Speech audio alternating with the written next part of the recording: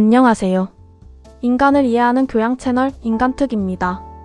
우리는 살아가면서 행복, 불안, 후회, 인간관계처럼 누구나 한 번쯤 고민하는 질문들을 마주합니다.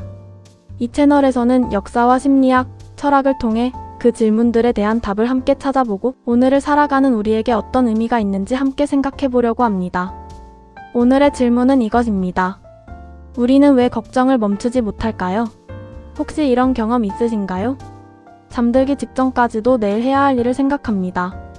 아직 일어나지 않은 일을 머릿속으로 계속 상상합니다. 실수하면 어떡하지? 실패하면 어떡하지? 혹시 안 좋은 일이 생기면 어떡하지?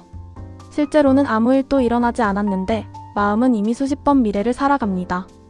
신기한 것은 좋은 일보다 나쁜 일을 훨씬 오래 떠올린다는 점입니다. 칭찬을 10번 받아도 한 번의 비판이 더 오래 기억에 남고 행복했던 하루보다 작은 실수 하나가 하루 종일 머릿속을 떠나지 않습니다. 왜 우리는 이렇게 걱정을 멈추지 못하는 걸까요? 많은 사람들은 자신이 너무 예민해서 그렇다고 생각합니다. 하지만 심리학과 진화심리학은 조금 다른 이야기를 합니다. 사실 인간은 원래 걱정을 많이 하도록 만들어진 존재였습니다. 수만 년 전 인류가 사냥과 채집을 하며 살아가던 시절을 떠올려 보겠습니다. 풀숲이 흔들립니다. 한 사람은 바람이라고 생각하고 지나갑니다. 다른 사람은 혹시 맹수가 숨어 있는 것은 아닐까 경계합니다. 결국 살아남는 사람은 누구였을까요? 대부분은 두 번째 사람이었습니다. 괜한 걱정을 한 사람은 조금 피곤했을 뿐이지만 걱정을 하지 않은 사람은 생명을 잃을 수도 있었습니다.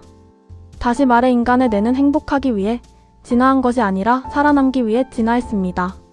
그래서 우리의 뇌는 위험을 발견하는 데 매우 뛰어납니다. 심리학에서는 이를 부정성 편향이라고 부릅니다. 같은 강도의 긍정적인 경험보다 부정적인 경험을 더 크게 받아들이는 인간의 특성입니다. 직장에서 상사에게 10번 칭찬을 받아도 한 번 혼나면 그 장면만 계속 떠오르는 이유도 여기에 있습니다. 누군가 댓글 100개를 남겨도 악플 하나가 더 오래 기억나는 것도 같은 원리입니다. 우리의 뇌는 좋은 것보다 위험한 것을 먼저 기억하도록 설계되어 있기 때문입니다. 그런데 현대 사회는 과거와 완전히 다른 환경입니다. 맹수를 만날 일도 거의 없고 굶주림 때문에 생명을 잃을 가능성도 매우 낮습니다. 그럼에도 우리의 뇌는 여전히 수만 년 전과 같은 방식으로 세상을 바라봅니다. 발표 하나를 앞두고 심장이 뛰고 상사의 한마디에 밤새 고민하고 친구의 답장이 늦어지면 관계가 틀어진 것은 아닐까 걱정합니다. 실제 위험은 크지 않지만 우리의 뇌는 그것을 생존의 위협처럼 받아들이는 것입니다. 여기에 현대사회는 걱정을 더욱 키우는 환경까지 만들었습니다. 우리는 하루에도 수십 번씩 스마트폰을 확인합니다. 사회관계망 서비스를 열면 누군가는 승진했고 누군가는 여행을 떠났고 누군가는 결혼했고 누군가는 새로운 집으로 이사했습니다. 그러다 보면 자연스럽게 내 삶과 비교하게 됩니다. 나는 뒤처지는 것은 아닐까? 지금 잘 살고 있는 걸까? 미래가 불안한데 나만 준비가 부족한 것은 아닐까? 과거에는 우리를 불안하게 만드는 정보가 많지 않았지만 지금은 하루 종일 다른 사람의 삶을 보며 스스로를 평가하게 되는 시대가 되었습니다. 그래서 걱정은 더 쉽게 시작되고 더 오래 지속됩니다. 고대 로마의 스토아 철학자 세네카는 사람들이 현실보다 상상 속에서 더 많이 고통받는다고 말했습니다. 수천 년 전의 말이지만 지금 들어도 놀라울 만큼 정확합니다. 또 다른 스토아 철학자 에픽테토스는 세상에는 내가 통제할 수 있는 것과 통제할 수 없는 것이 있다고 말했습니다. 우리의 생각과 행동은 통제할 수 있지만 다른 사람의 평가나 미래의 결과까지는 통제할 수 없습니다. 그런데 우리는 대부분 통제할 수 없는 것에 더 많은 시간을 씁니다. 결과를 걱정하고 타인의 시선을 걱정하고 아직 일어나지 않은 미래를 걱정합니다. 그래서 마음은 점점 지쳐갑니다. 현대 심리학 역시 비슷한 결론을 내립니다. 불안한 사람들의 상당수는 현재보다 미래를 지나치게 예측하는 경향을 보입니다. 아직 일어나지 않은 일을 확신하고 최악의 결과를 미리 가정합니다. 이를 파국화 사고라고 부르기도 합니다. 예를 들어 회의에서 한 번 말을 더듬었다고 해서 모두가 나를 무능하다고 생각할 것이라고 결론 내립니다. 친구가 연락이 늦으면 관계가 끝난 것처럼 느끼기도 합니다. 하지만 실제 현실은 우리의 예상보다 훨씬 평범하게 흘러가는 경우가 많습니다. 한 연구에서는 사람들이 걱정했던 일들을 기록한 뒤 실제로 얼마나 일어났는지 추적했습니다. 그 결과 많은 걱정은 현실이 되지 않았고, 실제로 일어난 일들조차 처음 상상했던 것만큼 심각하지 않은 경우가 많았습니다. 우리의 뇌는 위험을 과장하는 데 익숙하지만 현실은 생각보다 훨씬 차분하게 흘러갑니다. 그렇다고 걱정이 나쁜 것만은 아닙니다. 적절한 걱정은 우리를 준비하게 만들고 위험을 줄여줍니다. 시험을 앞두고 공부를 하게 만들고 중요한 발표를 앞두고 더 꼼꼼하게 준비하게 만듭니다. 문제는 해결되지 않는 걱정을 계속 반복하는 것입니다.